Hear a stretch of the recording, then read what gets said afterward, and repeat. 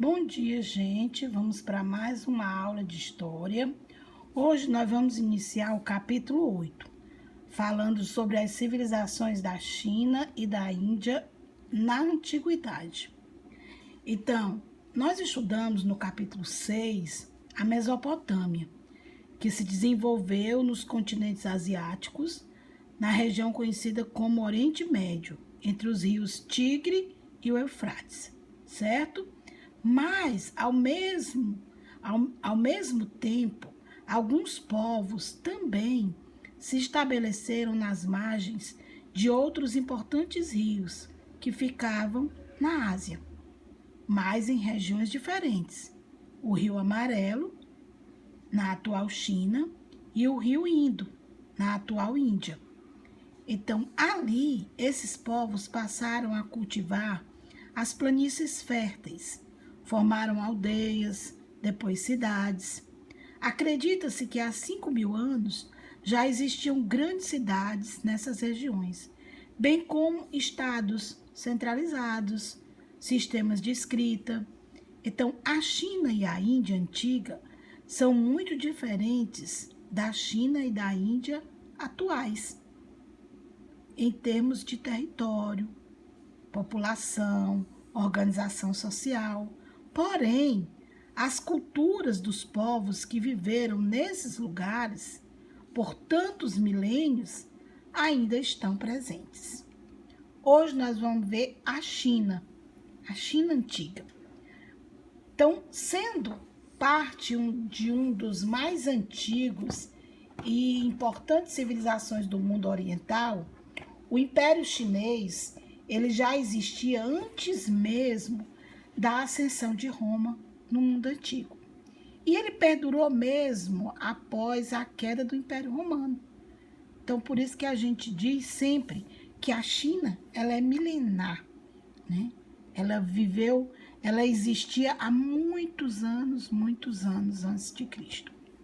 Então, no Neolítico, quando as primeiras civilizações começaram a se fixar, por volta de 7.000 a.C., nós podemos observar a formação dos primeiros grupos humanos nas margens dos rios Amarelo, que é o Huanghu, e o Azul, que é o Yangtze.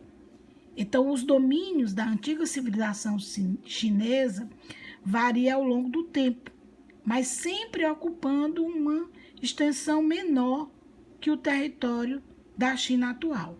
Então, o núcleo central dessa civilização, onde surgiram as primeiras aldeias, era o Vale do Rio Amarelo, do Huanghu, né? E que é uma área de terras férteis, ricas em reservas minerais. Então, nessas terras, os agricultores já cultivavam o arroz, o paíço, que é uma espécie de cereal, desde muito tempo, antes de 6.000 a.C. Então, esses grupos que viviam no Vale do Rio Amarelo, eles aproveitavam as águas para o uso diário e o solo, conhecido como solo de loess ou de cor amarelada, e extremamente fértil para o cultivo de cereais e para a criação de animais. Então, a China antiga, entre os principais grupos, nós destacamos no período neolítico 2, as culturas Yangshan e a cultura Longshan, certo? Que eram ceramistas. Então, vejam bem, esses dois grupos eram em suas aldeias, eles praticavam a criação de cães, de porcos, de bois, de ovelhas e galinhas, e acredita-se que as primeiras cidades da região surgiram a partir dessas aldeias, das aldeias de Longshan, né? Cercada por muros de terra batida. Então, esse mapa mostra a área aproximada das culturas Longshan e Yangshan. Note que as duas elas se desenvolveram ao longo do Rio Amarelo. Então, nesse período, como nós já falamos, os grupos lá desenvolviam a agricultura, que era o arroz, o paíço, hortaliças, frutas, nozes e outros, né? A pecuária, que era, criavam cachorros, porcos, cabras, bois, ovelhas e galinhas, praticavam o artesanato de cerâmica e seda, e a metalurgia, que eles utilizavam o cobre, né? Então, como eles se desenvolveram às margens do Rio Amarelo e do Rio Azul, eles já tinham um domínio de técnicas de controle de águas por causa das cheias periódicas. Então, a união de grupos de famílias que formavam os clãs ao longo de todo o Neolítico fez surgir governantes que passaram a suceder-se no poder e de modo hereditário. Então, a história da disputa é marcada pela disputa pelo poder de imperadores e de nobres, fato que fez surgir o que nós vamos conhecer como as dinastias chinesas. Então, aí nós temos, né, esse mapa que está lá no livro de vocês, mostrando as dinastias do povo chinês. Nós vamos ter aí como foi que desenvolveu-se todos eles. Nós temos aí as terras da dinastia Shang, do século XII a.C., o apogeu da dinastia Zhou, no século 7 e 5 a.C., a expansão da dinastia Qin, no século 3 a.C., a expansão da dinastia Han, no século 2 a.C., e a muralha da China. Então, esse mapa mostra a expansão territorial da China atual ao longo de todas as dinastias que governaram o povo chinês. Então, entre as principais dinastias, se destacaram na antiguidade, então nós vamos ter a Xia, que marca o processo de origem do Império Chinês, através de alianças e disputas ao longo do Rio Amarelo, a Shang, que deu início ao desenvolvimento do comércio na China, a Zhou, mais longa dinastia a governar a China, né? E os reinos combatentes. Esse período dos reinos combatentes foi exatamente quando os reinos disputavam entre si o poder. Então, ele vai durar até o período que Qin Shi Huang, né, vai finalmente, né, pôr um fim nos reinos combatentes, com a vitória do reino de Qin, né? Ele anexou os territórios dos outros reinos e proclamou-se imperador dos chineses. Então, o nome da China derivou-se de Qin. Então, o rei Qin Shi Huangdi unificou a China e construiu a grande muralha da China. Depois da dinastia Qin, veio a dinastia Han. E nessa dinastia desenvolveu-se o comércio, né?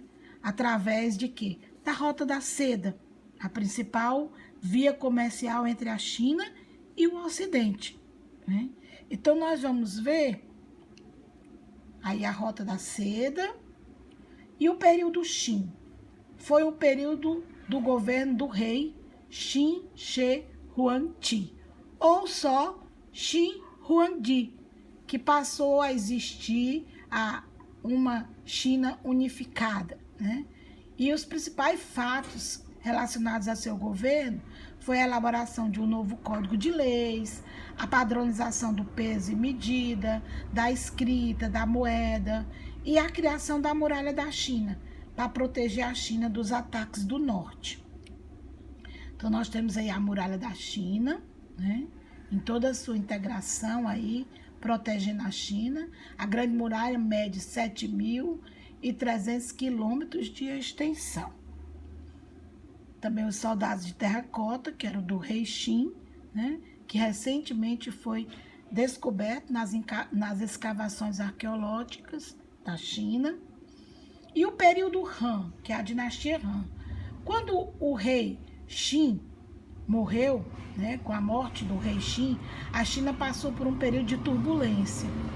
Mas com a chegada de Liu Bang, funcionário imperial de origem camponesa, ao poder, tem-se um início do período Han. No período da dinastia Han, a China viveu um período de grande prosperidade. derivada principalmente do comércio da seda, como a gente viu agora há pouco. Então, aí nós temos a Rota da Seda. Porque, além da seda, os chineses comercializavam especiarias, canela, cravo, gengibre, cereais, ferro, bronze, madeira, entre outros. E os chineses compravam do Ocidente metais preciosos, marfim, tecidos, lã, linho, cavalos e vinhos, principalmente de Roma, gregos, Mesopotâmia e Pérsia. Aí nós temos o cultivo da seda, né? Como ele se dava, né? O bichinho da seda. Aí vem o fim do período Han. Na falta de um herdeiro legítimo, no século III, para dar continuidade à dinastia Han, a China passou por um período de grande disputa pelo poder. O povo fugia das suas terras para tentar proteger as suas terras. Fato que aumentou ainda mais a pobreza devido à concentração das terras nas mãos dos latifundiários, né? Que eram poucos proprietários de terra. Essa imensa diferença social gerou ainda mais conflitos, né? Cidades inteiras foram incendiadas, fato que levou ao fim da dinastia Han. Então, a primeira dinastia a governar a China na Idade Média foi a dinastia Jin. Então, nós vamos ver a sociedade.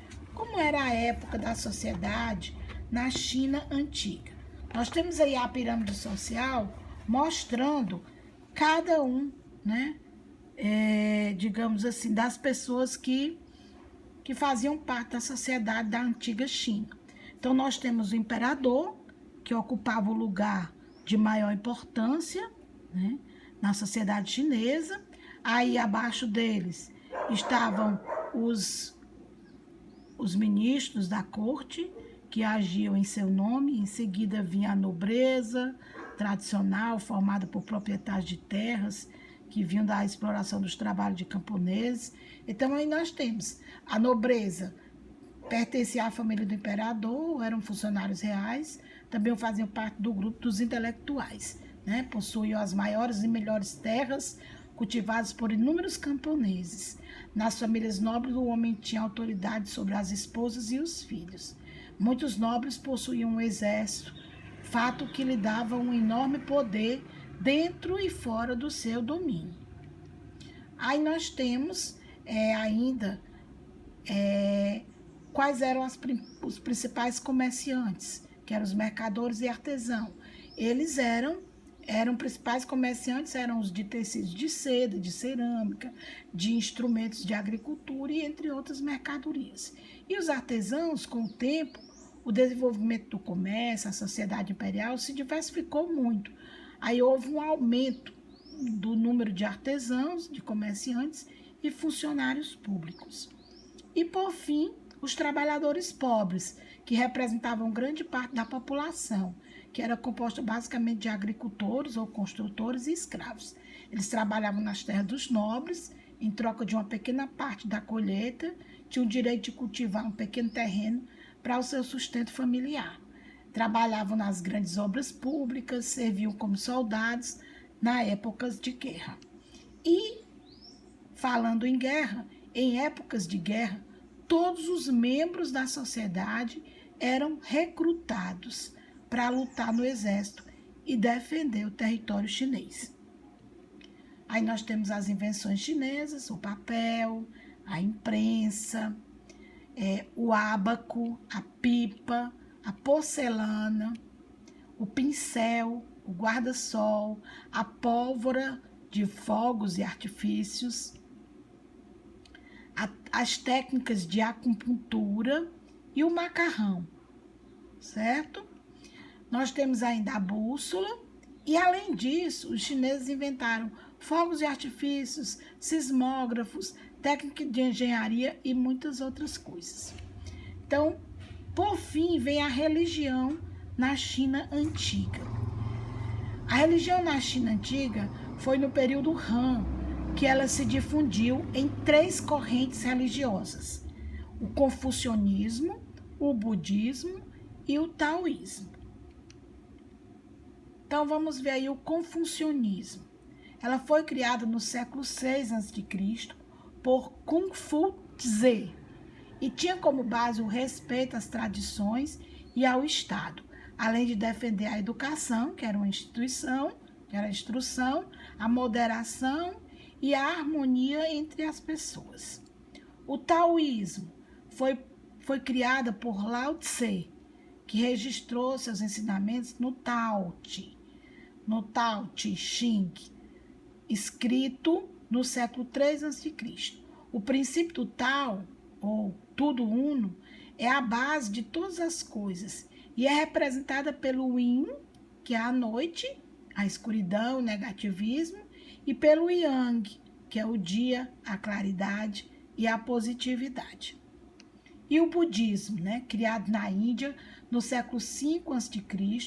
por Siddhartha Gautama, Sakyamuni, que é o mais conhecido como o Buda. Na China, a religião passou a ser seguida no século I depois de Cristo e defende a possibilidade de que qualquer indivíduo pode ter a iluminação. Então, obrigada, e nós vamos terminar com um provérbio chinês que diz: quando o olho não está bloqueado, o resultado é a visão. Quando a mente não está bloqueada, o resultado é a sabedoria. E quando o espírito não está bloqueado, o resultado é o amor. Muito obrigado e vamos para as nossas atividades.